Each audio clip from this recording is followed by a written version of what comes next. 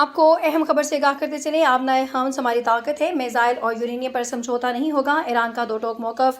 ایرانی پارلیمنٹ کے اسپیکر اور امریکہ کے ساتھ مذاکرات میں اہم کردار ادا کرنے والے محمد باقر کلیباف نے کہا کہ آبنائے حمز ایران کی سب سے بڑی تصویراتی طاقت ہے اور تہران کسی بھی صورت اس پر اپنی خود مختاری سے دستبردار نہیں ہوگا۔ سرکاری میڈیا سے گفتگو میں کلیباف نے امریکہ کے ساتھ طے پانے والی مفاہمتی یادداشت MOU پر بات کرتے ہوئے کہا کہ معاہدے کے تحت آبنائے حمز میں سمندری خدمات کی فیس سے صرف 60 روزہ عارضی استثناء دے دیا گیا ہے، تاہم اس کا ہرگز یہ مطلب نہیں کہ ایران اپنا موقف میں کوئی نرمی لائے گا۔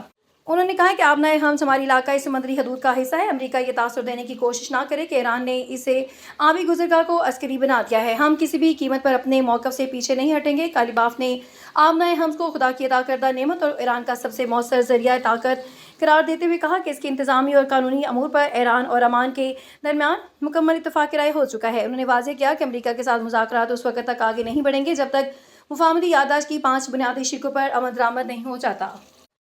نظر ڈالتے ہیں آج کی اہم خبر پر۔ بلوچستان کے سرحد پر افغان طالبان رجیم کے 4 ڈرونز کو سیکورٹی فورسز نے مار گرایا۔ پاک فوج کے شعبہ تعلقات عامہ ISPR نے خبردار کیا کہ پاکستان کے خلاف کسی بھی قسم کی اشتعال انگیزی کا فوری، فیصلہ کن اور بھرپور جواب دیا جائے گا۔ ISPR کے مطابق 30 جون کو افغان طالبان نے بلوچستان کی سرحدی سمت 4 ابتدائی نوعیت کے ڈرون بھیجے، جنہیں پاکستان کے مضبوط فضائی دفاعی نظام نے بروقت شناخت کر لیا ہے۔ سیکورٹی فورسز نے جدید دفاعی صلاحیتوں کا استعمال کرتے ہوئے چاروں ڈرون فضا ہی میں تباہ کر دیے، جس کے باعث دشمن کا منصوبہ مکمل طور پر ناکام بنا دیا گیا۔ ترجمان پاک فوج کے مطابق یہ کارروائی دہشت گرد تنظیموں کی سرپرستی کے تسلسل کا حصہ تھی، تاہم پاکستان کی دفاعی تیاری اور بروقت ردعمل نے کسی بھی ممکنہ نقصان کو ہونے سے روک دیا۔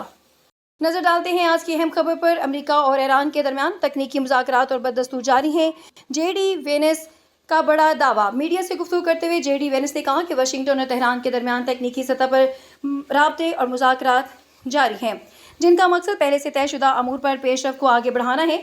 انہوں نے دوحہ میں جاری ممکنہ مذاکرات سے متعلق ایران کے عوامی سطح پر تردید پر بھی تبصرہ کیا۔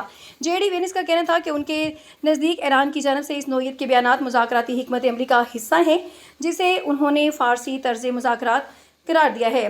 امریکی نائب صدر نے مزید کہا کہ تکنیکی مذاکرات کسی نئے مرحلے کا آغاز نہیں بلکہ پہلے سے جاری سفارتی عمل کا تسلسل ہے اور دونوں فریق مختلف تکنیکی معاملات پر رابطے میں ہیں۔ ان کا بیان ایسے وقت میں سامنے آیا جب حالیہ دنوں ایران کی وزارت خارجہ کے ترجمان اسماعیل بقائی کہہ چکے ہیں کہ امریکہ کے ساتھ کسی حتمی معاہدے کے لیے باضابطہ مذاکرات کا مرحلہ ابھی شروع نہیں ہوا۔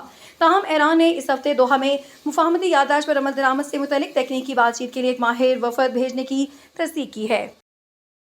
آپ کو اہم خبر سے آگاہ کرتے چلیں، گونگے شخص کی بیٹی سے نازیبا حرکت کرنے والا ملزم گرفتار۔ شالیمار پولیس نے اطلاع ملتے ہی ملزم کو چند گھنٹوں میں ٹریس کر لیا۔ ملزم رات گئے گھر میں داخل ہوا اور لڑکی سے نازیبا حرکات کی۔ لڑکی کی چیخو پکار سن کر اہل خانہ اور محلے دار جاگ گئے۔ ملزم موقع سے فرار۔ متاثرہ لڑکی کی والد قوت سماعت اور گویائی سے محروم ہے۔ ملزم نے گھر کو آسان ہدف سمجھا۔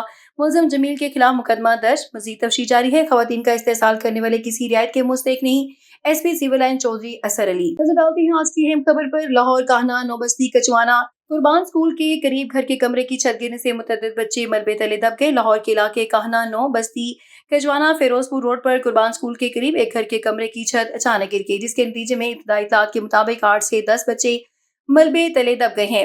AD ایمبولینسز اور AD رضاکار بھی فوری طور پر جائے حادثہ پر پہنچ گئے۔ ملبے تلے دبے بچوں کو نکالنے میں مصروف۔ ابتدائی معلومات کے مطابق گرنے والی چھت TR گارڈر پر تیار کی گئی تھی۔ ابتدائی کارروائیاں تیزی سے جاری ہیں، جبکہ زخمیوں کو فوری طور پر طبی امداد کرنے کے لیے AD ایمبولینس موقع پر کاہنہ نو قربان اسکول کے قریب گھر کی کمرے کی چھت گرنے سے متعدد بچے ملبے تلے دب گئے۔